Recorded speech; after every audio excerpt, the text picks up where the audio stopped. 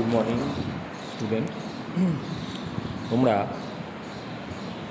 আজকে যে ভিডিওটা দেখবে সেটা সম্পূর্ণভাবে আমাদের ব্যায়ামের ভিডিও। যে ব্যায়ামের ভিডিওতে তোমরা দেখতে পাচ্ছ যে কিভাবে প্রথমে শরীরের যে জড়তা ভাব আছে সেটাকে কাটানোর চেষ্টা করা হচ্ছে। এটা তোমাদের বাড়ির উঠোনেও করতে পারো বা একদম বাড়ির সামনে ছোট মাঠ আছে সেখানেও করতে পারো। যে পদ্ধতিগতভাবে দৌড়ানো হচ্ছে এবং মাঝে মাঝে সেটাকে পরিবর্তন করে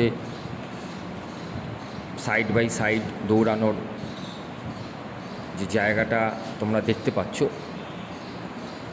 এটাকে যদি তোমরা ভালোভাবে বাড়িতে প্র্যাকটিস করো, তোমাদের প্রথমে শরীরের যে জড়তা ভাব আছে সেটা কিন্তু কাটবে। কারণ ব্যায়াম করার সময় আমাদের মাথায় রাখতে হবে যে আমরা আমাদের শরীরের যতটা ক্ষমতা আছে সেই ক্ষমতাটাকে প্রয়োগ করেই ব্যায়ামটা করব।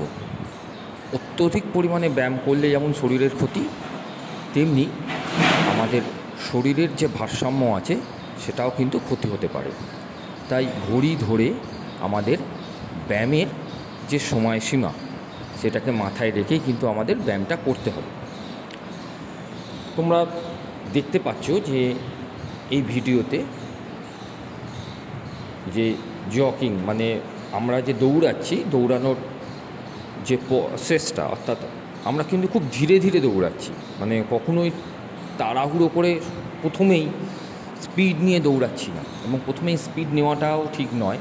তাহলে আমাদের শরীরের যে নার্ভগুলো আছে, অর্থাৎ আমাদের শরীরের পায়ের যে ব্যালেন্সটা আছে সেই ব্যালেন্সটা কিন্তু কোনো কারণবশত নষ্ট হতে পারে।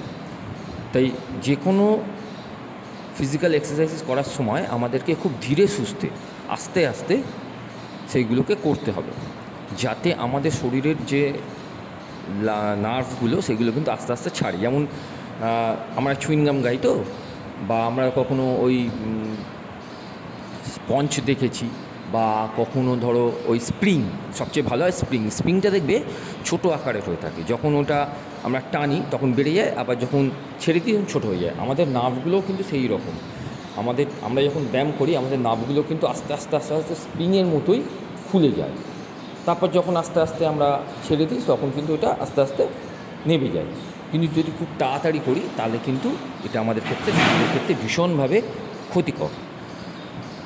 এবং সকালে এই ব্যায়ামের মাধ্যমে তোমাদের শরীর আস্তে আস্তে গঠন হবে, এবং অবশ্যই খাওয়া দাওয়ার দিকে নজর তোমাদের রাখতে হবে।